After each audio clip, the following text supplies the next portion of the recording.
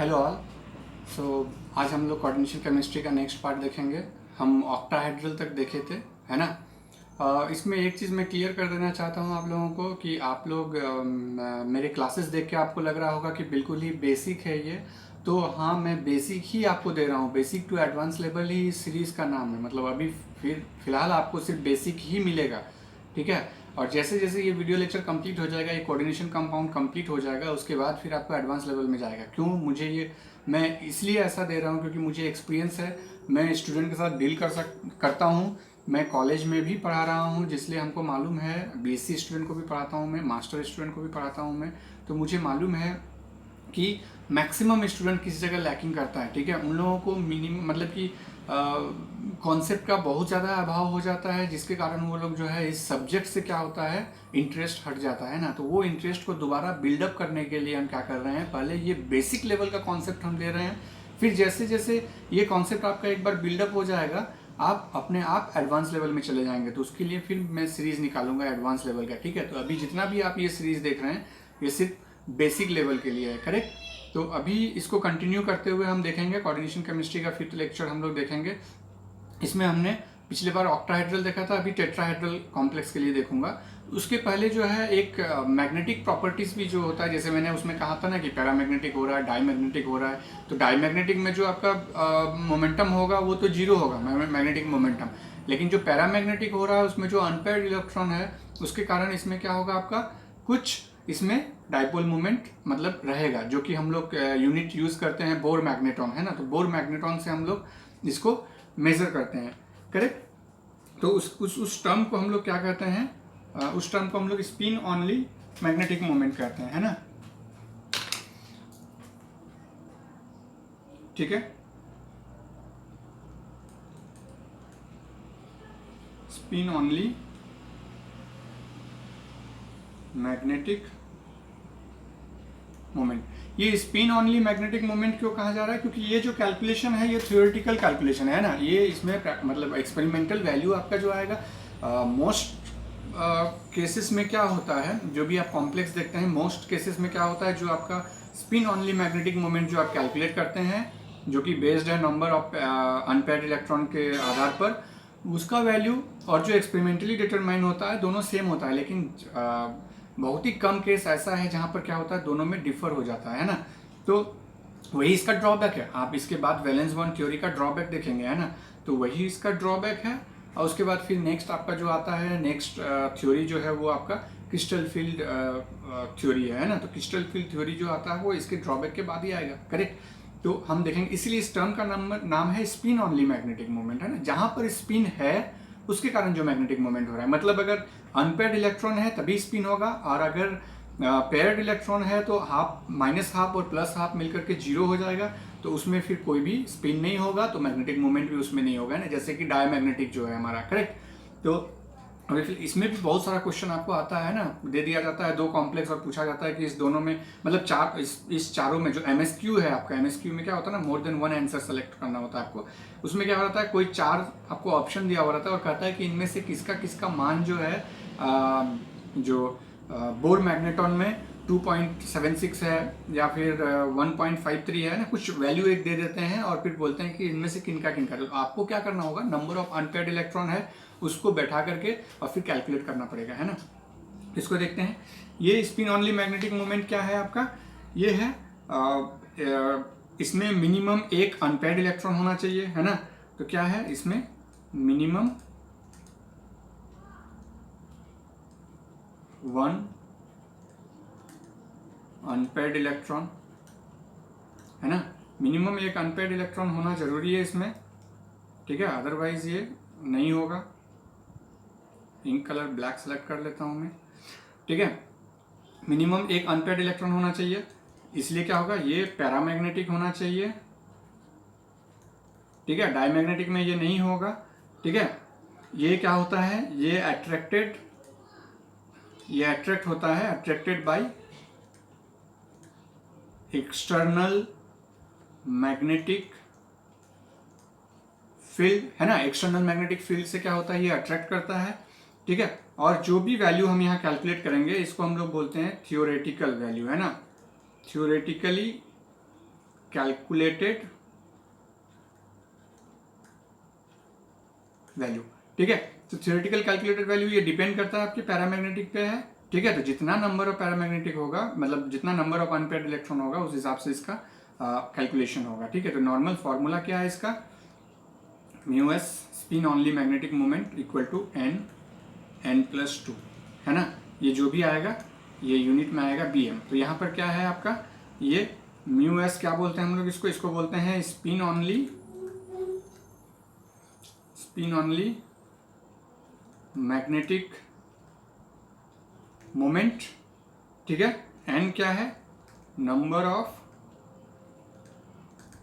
Unpaired electron.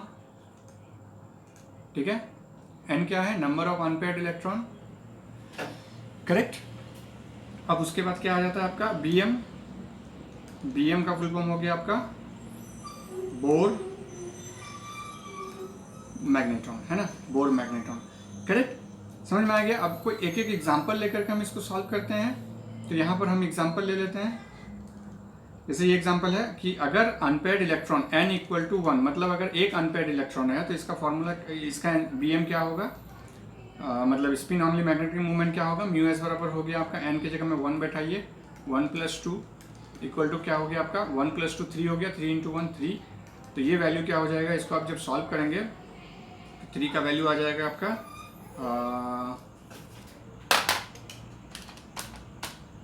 1.73। तो ये आ रहा है 1.73 bm, है ना। कोई भी कंपाउंड हो, अगर n इक्वल टू 1 है, अगर एक अनपेयर्ड इलेक्ट्रॉन है, तो उसका जो स्पिन ऑनली मैग्नेटिक मोमेंट है वो 1.73 होगा, करेक्ट। उसी तरह अगर n बराबर 2 होगा तो म्यू एस क्या होगा इसका, 2 × 2+2 इक्वल टू क्या हो जाएगा आपका, 2 हो गया 4, 4 × 2 8 हो गया। तो 8 का कितना होगा,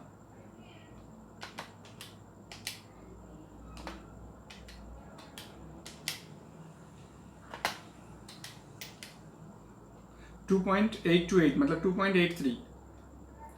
सो ये हो गया 2.83 bm। ठीक है, समझ में आ गया। इस तरह से हम उसको बनाएंगे। और भी देखते हैं हम इसमें, जैसे कि कोई एक एग्जांपल ले लिए, जैसे हम ले लेते हैं, मान लेते हैं निकल, ठीक है, क्लोराइड 2-। तो आपको इसमें क्या क्या चाहिए होगा, सबसे पहले तो इसका ऑक्सीडेशन नंबर निकालना होगा। कैसे निकालेंगे, x + 4 × -1 इक्वल टू -2। तो x बराबर क्या हो गया, यहाँ -4 होगा, उधर होगा तो +4 हो जाएगा, तो -2 + 4 इक्वल टू +2। तो यहाँ पर आपको क्या मिल गया, निकल का +2 है। +2 है तो हमें मालूम है इसका नंबर ऑफ डी इलेक्ट्रॉन। कैसे निकालते हैं, नंबर ऑफ डी इलेक्ट्रॉन निकालना होता है। ठीक है, नंबर ऑफ डी इलेक्ट्रॉन बराबर क्या हो जाएगा, इसका एटॉमिक नंबर क्या है 28 माइनस ऑक्सीडेशन नंबर 2 माइनस जो पेनल्टीमेट में इलेक्ट्रॉन है 18। तो इतना सबको माइनस करने के बाद ये वैल्यू कितना होगा, 28 से 26 8 8 इलेक्ट्रॉन, है ना। मतलब ये कौन सा है, D8 सिस्टम है। अब D8 सिस्टम है तो D8 बैठाइए। ठीक है, तो 1 2 3 4 5 6 7 8 क्या हो गया, 2 अनपेयर्ड इलेक्ट्रॉन है। ठीक है, अब यहाँ पर ये क्लोरीन है, ये क्या है आपका लो स्पिन कॉम्प्लेक्स है, ये ये वीक फील्ड लिगैंड है ना। ये क्या है आपका वीक फील्ड लिगैंड है। तो क्या करेगा, ये पेयर अप नहीं करेगा। तो n इक्वल टू क्या हो गया हमारा यहाँ पे 2। तो n इक्वल टू 2 हो गया, तो फिर से कैलकुलेट करने की क्या जरूरत है, यहाँ पर म्यू एस निकाल दीजिए, √2 2+2 बराबर, यहाँ हमारे वैल्यू आया ही था 2.83 bm, है ना। जब भी इस कॉम्प्लेक्स का पूछेगा कि क्या होगा स्पिन ऑनली मैग्नेटिक मोमेंट, तो ये क्या हो जाएगा 2.83 bm, है ना। उसी तरह से अगर ये कंपाउंड दिया हुआ रहेगा FeCl4-, है ना। इसको नेक्स्ट स्लाइड में देखते हैं, FeCl4-। तो FeCl4-, सबसे पहले इसका ऑक्सीडेशन नंबर निकालना है। तो मान लेते हैं x + 4 × -1 इक्वल टू -1। ठीक है, x बराबर -1 + 4 बराबर हो गया +3। तो ऑक्सीडेशन नंबर +3 आया। आयरन का कितना होता है, नंबर ऑफ डी इलेक्ट्रॉन निकालिए, कितना हो जाएगा, ये 26 -3 -18, तो कितना हो गया 23 कितना हो गया 5। तो ये कौन सा सिस्टम है, D5 सिस्टम। तो ये क्या होगा, इसका D में भरिए, 1 2 3 4 5। तो यहाँ n इक्वल टू क्या है 5। तो अब देखिए क्या होगा यहाँ पर म्यू एस निकालिए इसका, spin only magnetic moment under root n plus 2। ठीक है, तो इसमें डालिए आप 5 plus 2 equal to 5 into 5 into 7 equal to 35। Root निकाल लीजिए, रूट 35 5.916, so 5.92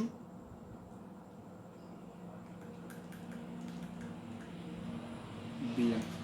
ठीक है, तो ये इस तरह से आप इन स्पिन ऑनली मैग्नेटिक मोमेंट निकाल सकते हैं। ठीक है, सो कोई दिक्कत नहीं है, आप इसको इस तरह से निकालेंगे।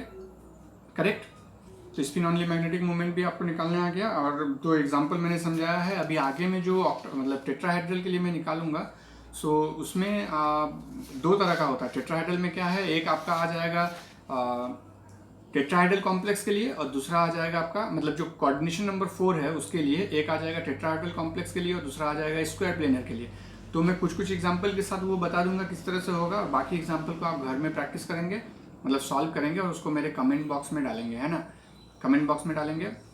और ज़्यादा अगर आपको इसका जानकारी चाहिए और भी वीडियो लेक्चर्स चाहिए और सिस्टमेटिक वे में और बहुत सारा वीडियो लेक्चर चाहिए, नोट्स चाहिए, तो आप जीकेएम क्लासेस ऐप डाउनलोड कीजिए और वहाँ कमेंट बॉक्स में लिखिए। करेक्ट, सो आपको वहाँ पे अवेलेबल करा दूंगा मैं। तो अब जो है फॉर टेट्राहेड्रल कॉम्प्लेक्स के लिए देखते हैं। ये अभी हम लोग वापस से क्या करेंगे, हम लोग हाइब्रिडाइजेशन इसका देखेंगे और इसका शेप देखेंगे, है ना। तो फॉर कोऑर्डिनेशन नंबर 4 इसमें दो तरह का होगा। एक टेट्राहेड्रल के लिए देखते हैं पहले कि टेट्राहेड्रल कौन कौन सा होगा। तो टेट्राहेड्रल के लिए पहला एग्जांपल हम लोग ले लेते हैं निकल Cl4 2-। तो इसमें क्या करना होता है आपको, एटॉमिक नंबर मालूम है इसका 28 है। ठीक है, ऑक्सीडेशन नंबर हमको निकालना होगा, तो X हम इसके पहले भी निकाल चुके थे ऑक्सीडेशन नंबर। तो ऑक्सीडेशन नंबर मेरा क्या आया था, है ना, ऑक्सीडेशन नंबर हमारा इसका आया था +2, है ना। अब देख के भी निकाल सकते हैं, देखिए यहाँ पर -4 होगा, उधर जाएगा तो +4 होगा, और ये -2 उधर इक्वल टू उधर में रहेगा, तो अगर माइनस करेंगे तो +2 आएगा। तो +2 है, तो डी इलेक्ट्रॉन कितना होगा इसमें, डी इलेक्ट्रॉन होगा 28 - 2 -18, मतलब D8 सिस्टम होगा ये।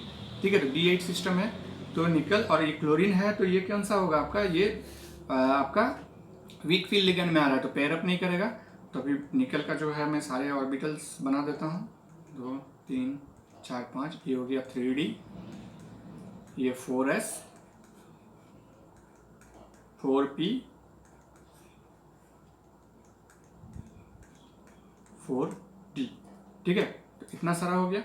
अब देखिए 3D में 8 इलेक्ट्रॉन है, तो 1 2 3 4 5 6 7 8, 2 अनपेयर्ड इलेक्ट्रॉन है, यहाँ 4s है 4p है। अब ये यहाँ पर क्लोरीन है, तो ये वीक फील्ड लिगेंड है, वीक फील्ड लिगेंड है तो पेयर अप नहीं करेगा, पेयर अप नहीं करेगा, तो यहाँ पे क्या होगा आपका, ये दोनों हाइब्रिडाइजेशन में पार्टिसिपेट नहीं करेगा।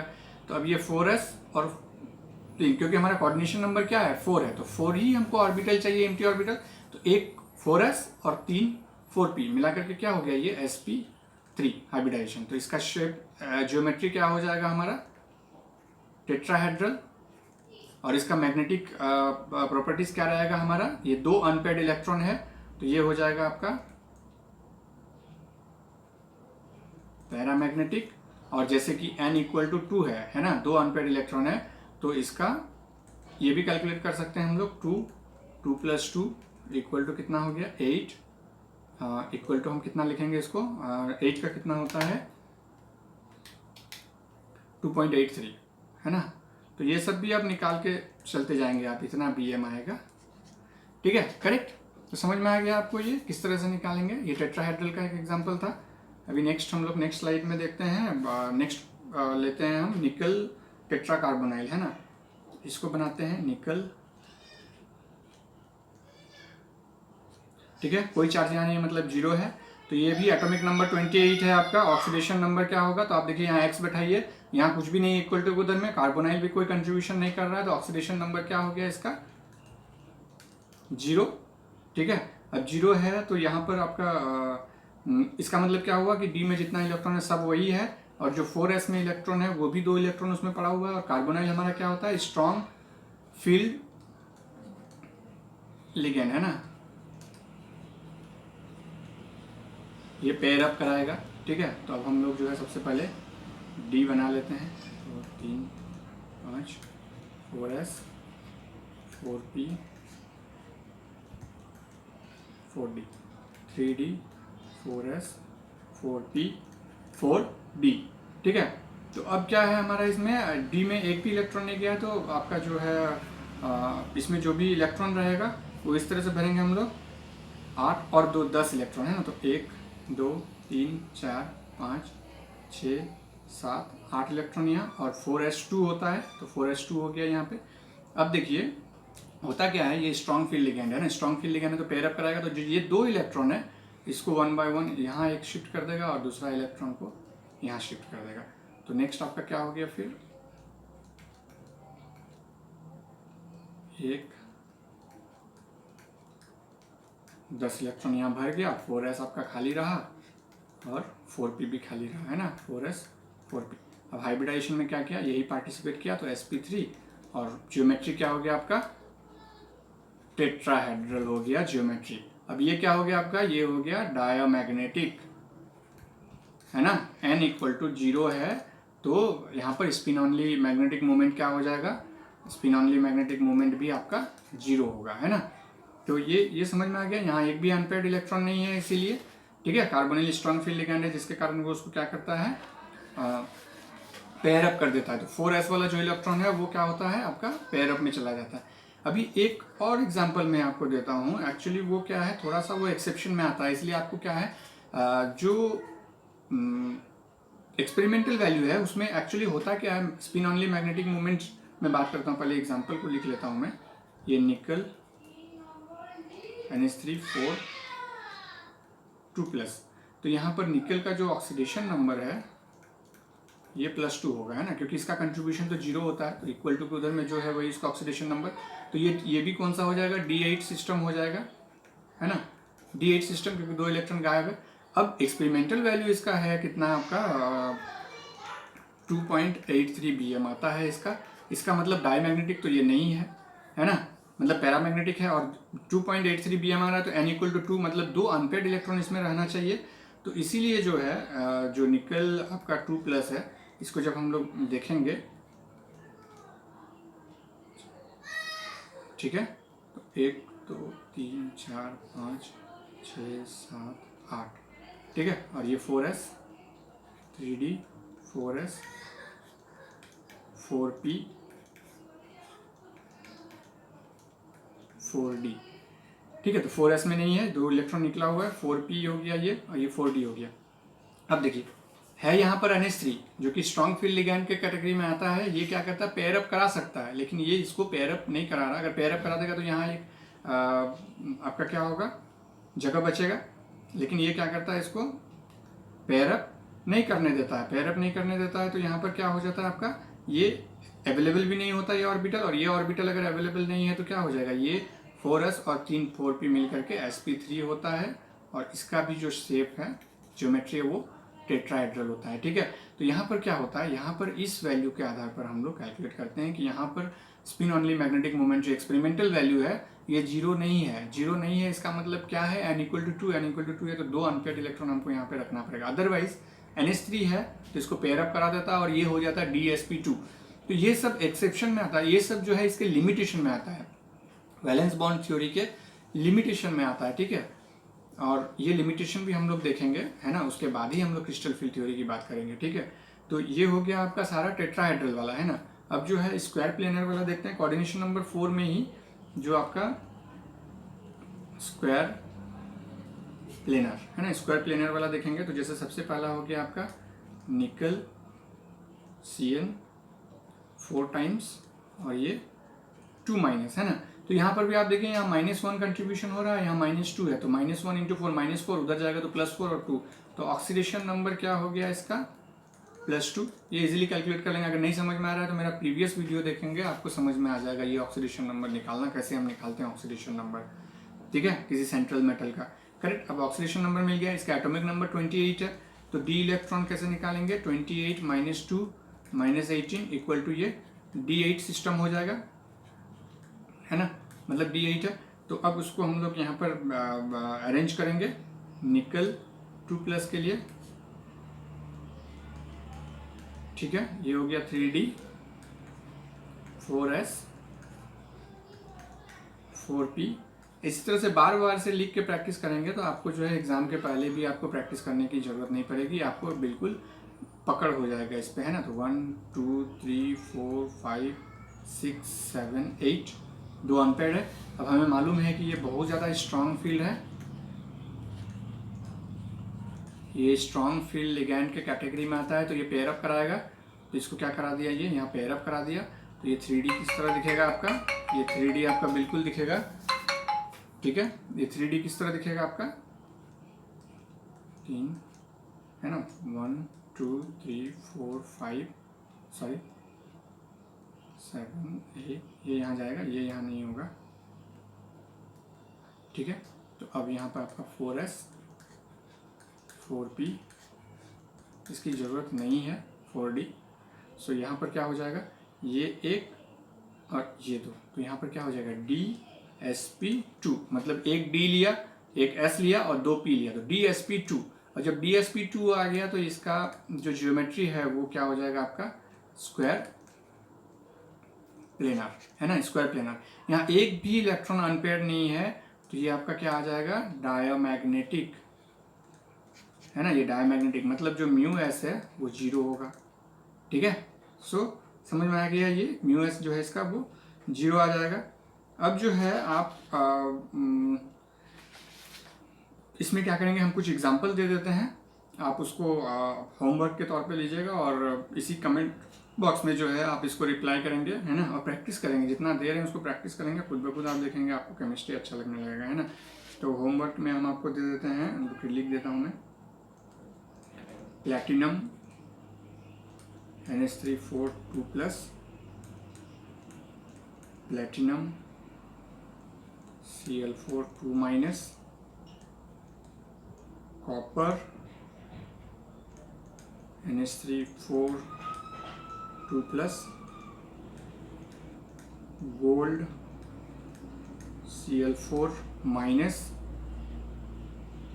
ठीक है, और इसमें आपको क्या क्या करना है, इसका μS भी निकालना है आपको, मतलब जो स्पिन ऑनली मैग्नेटिक मूवमेंट है वो निकालना है, ये डायमैग्नेटिक है कि पैरामैग्नेटिक है वो बताना है, और इसका हाइब्रिडाइजेशन बताना है। ठीक है, और साथ में और भी देता हूँ मैं आपको, मैंगनीज Cl4 2-, जिंक NH3 4 नहीं बनेगा, कोई दिक्कत नहीं है, मैं आपको ये बना के दे दूंगा। 1-2 क्लास वेट करता हूँ आपका, आप अगर कमेंट बॉक्स में लिखते हैं तो अच्छी बात है, और अगर नहीं हो रहा है तो मैं नेक्स्ट क्लास में बना दूंगा, है ना। मैं बस देखना चाहता हूँ कि सही में आप लोगों को समझ में आ रहा है कि नहीं आ रहा है ना। So beryllium F4 2-, iron Cl4-, zinc NH3 4 2+, manganese Cl4 2-। ठीक है, और है कोबाल्ट Cl4 2-। तो जितना ज़्यादा आप हो सके बनाएंगे तो आपके लिए अच्छा है, जितना एग्जाम्पल सॉल्व करेंगे। कॉपर pyridine 4+, है ना, इतना सारा है। इस सब का आपको क्या निकालना है, आप निकालेंगे ये स्पिन ऑनली मैग्नेटिक मूवमेंट, ये डायमैग्नेटिक है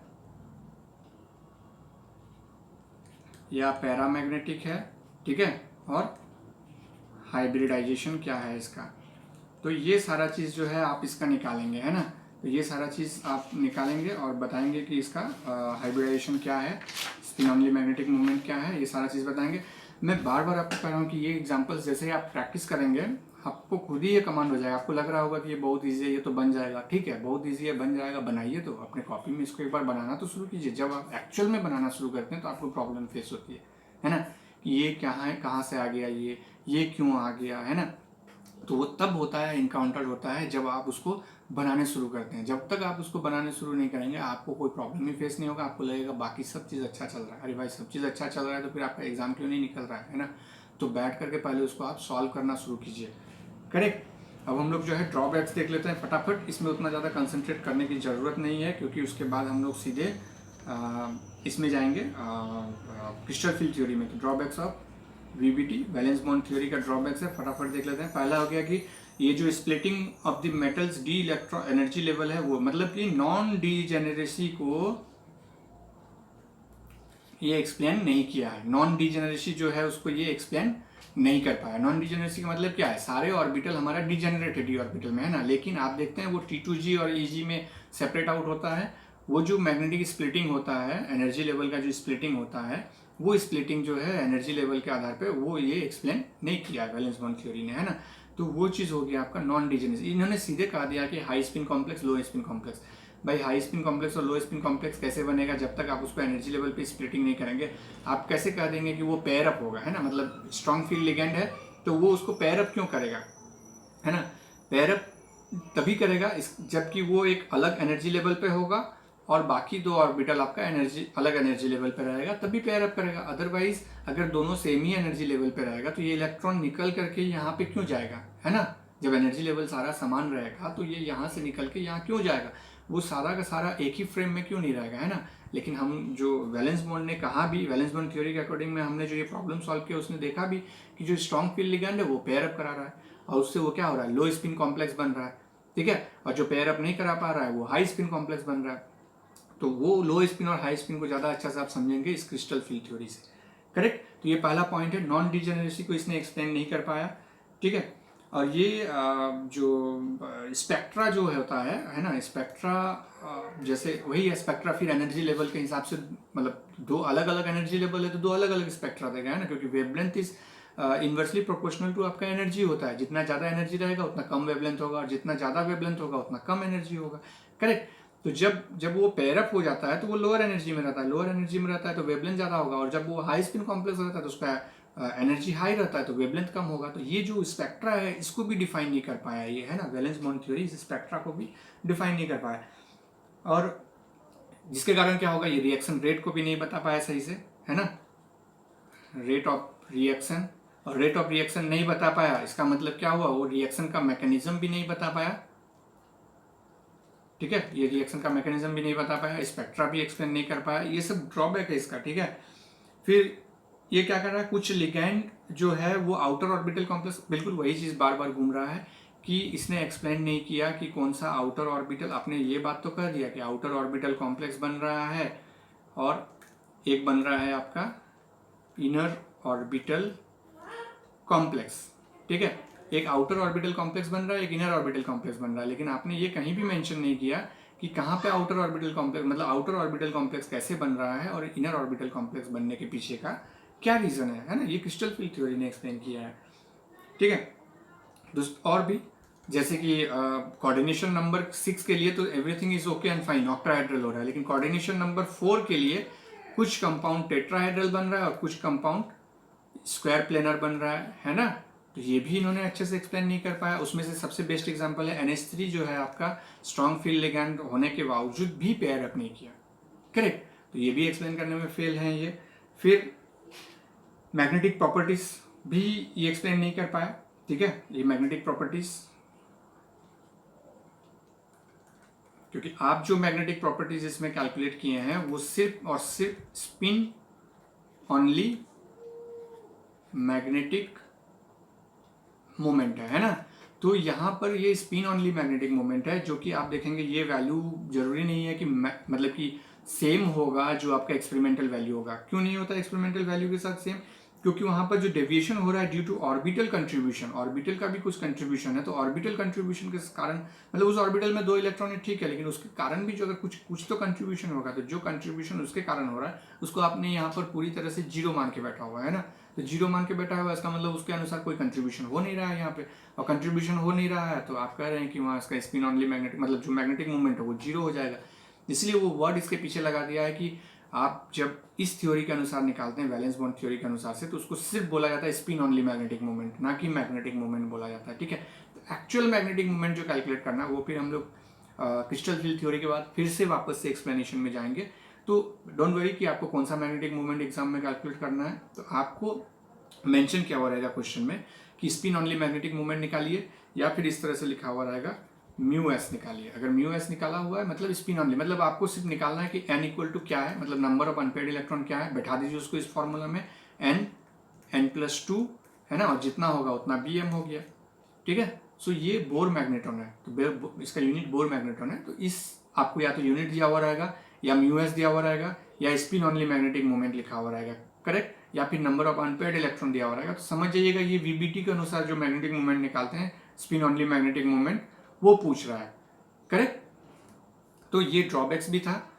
सो मुझे लगता है कि इनफ एक्सप्लेनेशन है। अगर इसमें से भी कुछ आपको समझ में नहीं आया या कोई पॉइंट आपको दोबारा से इलेबोरेट कराना है, ठीक है, और ज़्यादा एग्जांपल्स चाहिए होगा, जो भी आपको फील हो रहा है आप कमेंट बॉक्स में डालेंगे, हम नेक्स्ट लेक्चर से जो है वो सारे फीड करना शुरू करेंगे, करेक्ट। सो अगर आपको अच्छा लगा ये वीडियो तो लाइक कीजिए, इसको सब्सक्राइब कीजिए, ताकि मैक्सिमम लोगों तक ये वीडियो पहुंच सके। मेरा जो एक्चुअली विज़न है वो ये है कि मैक्सिमम लोगों तक केमिस्ट्री का लेक्चर पहुंचे, जहाँ पर जनरली क्या होता है, जनरली रूरल एरिया में क्या होता है, उसको ना ही अच्छा टीचर मिल पाता है पढ़ने के लिए, ठीक है। तो वो लोग क्या करते हैं, मैक्सिमम चले जाते हैं शहर की ओर, सिर्फ ट्यूशन पढ़ने के लिए रूम रेंट पे करते हैं। पता नहीं जो रूरल में है वो ऐसे भी आपका इनकम उतना अच्छा से नहीं हो पाता है, जिसके कारण क्या होता है, बहुत लोग साइंस नहीं ले पाते। लेकिन अब जो है हम चाहते हैं कि चाहे आप रूरल में हो या कहीं भी हो, एक 5000 का सेट आता है, 5000 का सेट आप